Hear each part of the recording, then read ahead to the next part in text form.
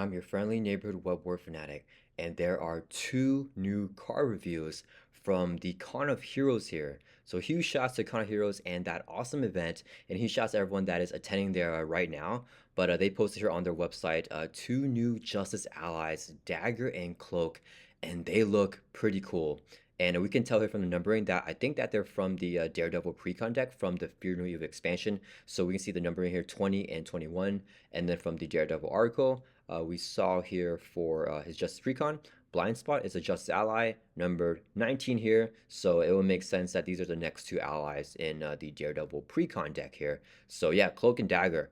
Super duper cool to see. That is crazy. We'll just be taking a quick look at these cards here. You guys know I gotta have my Marvel Champions coverage for y'all. So in case you guys do not follow, Con Heroes or social media where these can be seen, I'm gonna cover them right here, and we'll talk about the cards for a super quick video. Okay, let's go ahead and just jump straight into here. So we got Cloak and Dagger.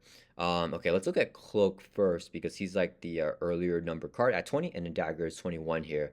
So Cloak is a 3-cost ally, 2 thwart, 1 attack, and 2 hit points. And the first thing that I notice immediately is that he does not have any consequential damage marker right there. So unlike Dagger and most allies, he does not take consequential damage. So okay, that's really good. As an action though, you exhaust Cloak and spend 2 energy resources to find Dagger, and you put her straight into play. So it cheats her straight into play. And Cloak also has an acceleration icon here. So he is accelerating the main scheme, which is not great, and he has a defender trait. Okay, so just looking at him, first thoughts here, I feel like I think he's a decent ally. Would he even be like a staple ally for Justice? So like we're comparing him to like pool aspect cards because a lot of pool cards, in the pool aspect from Deadpool's hero pack have like these negative icons here. So we can kind of compare him here to a Headpool. 3-cost ally, so, the exact same here as Cloak. 2 thwart, 1 attack, 2 hit points. Headpool's only got 1 hit points here, but the 2 thwart, 1 attack, and then Headpool does not take consequential damage. And Headpool has an amplify icon, while Cloak here has an acceleration. So just from the actual cards alone, I think that they're pretty comparable. I think that in true solo, maybe the acceleration might be a little bit worse, but I think in general, acceleration is not as bad as the amplify. So maybe Headpool might be a little bit worse, but then he has a positive response here where after he attacks and damages a minion, the minion can attack another enemy of your choice, which is pretty useful to have. So I think in general, the pool aspect cards are nice because there's other pool aspect cards that synergize off of negative icons, right? And in Justice, you don't really have that. But the thing for Justice is that it is pretty nice to have an ally that can stick around and thwart for 2 every single turn. However, because of this acceleration icon right there, you are adding, 1 more additional threat. So like you can almost say he's storing for just 1. I don't know, but if he's storing for 2 from a side scheme, that's a lot more valuable. Yeah, it's not the craziest thing because there are no synergies in Justice, but it's nice to have an ally that can stick around forever.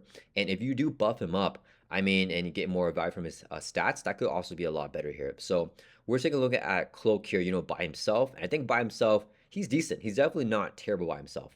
But you definitely want to include both these allies together. And when you're deck building, you want to have both of them in one deck. Because with action here, you can exhaust Cloak, spend 2 energies, find Dagger, put it into play. So Dagger here is a 3-cost ally, 1 thwart, 2 attack, and 3 hit points. Also having the defender trait. She takes 2 consequential damage for each activation. So that is pretty rough. Her stat line is pretty solid for a 3-cost ally, except for the 2 consequential damage. Normally we want like 1 consequential damage for both of the activations here. However, when she's in play, Cloak loses the acceleration icon. So that's pretty good. So they definitely want to combo off each other. I think that that's pretty thematic, pretty cool there. If Cloak is in play, then Dagger takes -1 consequential damage after she uses the basic power, and she has a flavor text here. I'll be the light in your dark tie. Cloak does not have any flavor text here, unfortunately, but yeah, okay, so they definitely want to be used together. And okay, let's think about, because we just took a look at Cloak by himself. Let's see how Dagger works by herself. So basically, none of this does anything. So if she's by herself, right? If there's no Cloak, none of this means anything. So just kind of a blank ally here. Yeah, she's not good by herself. She's serviceable though, right? So if you do have them both in your deck and for whatever reason you can't get Cloak out, I think it's not bad to just play Dagger. She can swing for 2 or throw for 1, and she can chunk block for you. So Yeah, I mean, it's definitely not worth the full 3 cost ally to just do that. But I think she's not terrible. It's not like unusable by herself, although she's not great. So together though, together they're pretty good. I feel like it's better to use Cloak's ability to play Dagger than it actually is to play Dagger, right? Because for Cloak here, you exhaust Cloak and you spend 2 energy resources. So you exhaust this ally, spend 2 energies, you find Dagger put into play. So it's like, 2 effective resources, and then you have to exhaust Cloak. If you have Dagger normally in your hand, she's 4 effective resources, right? The actual card Dagger herself, which is an energy resource that you could have spent for something else. So it's 1 resource plus the 3 resources that you have to use to play her. So 4 effective resources for Dagger normally in hand, and Cloak makes her 2 plus the exhausting Cloak there. So yeah, I feel like there's some pretty cool combos that you can do with this, right?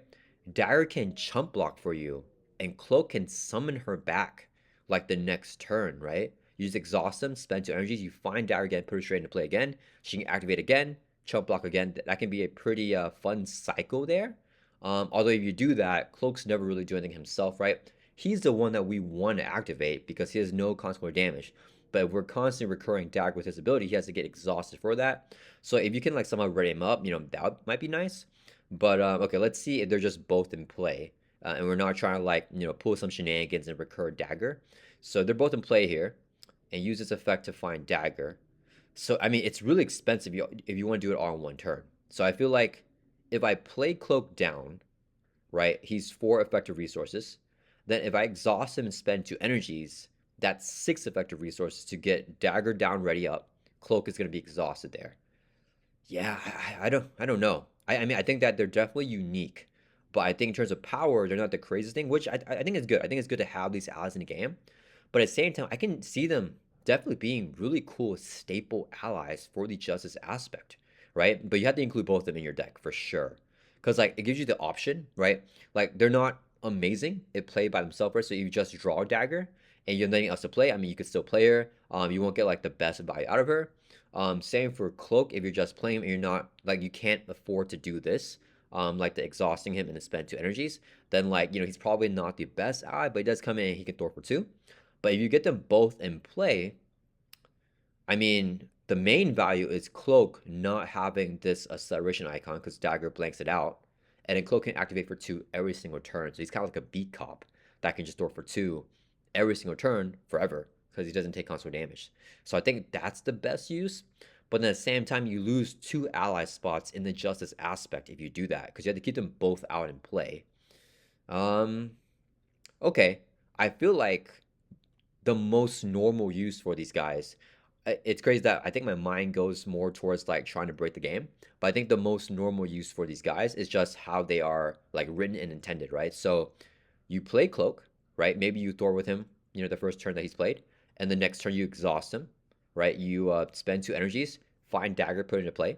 You can play some other stuff, with other cards in your hand, and then Dagger's just activating as normal, only taking 1 console damage for each basic power, and then Cloak is thwarting, and then he does not take any console damage. And then a few turns later, Dagger can either chump block for you, or she gets defeated from console damage. Then you just use Cloak again to summon Dagger back out.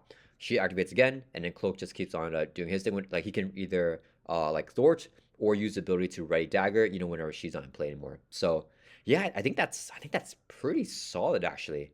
I can't really see any reason to not include these 2 allies in a Justice deck unless like you have no deck space, right? And then like they don't work for whatever you want to do.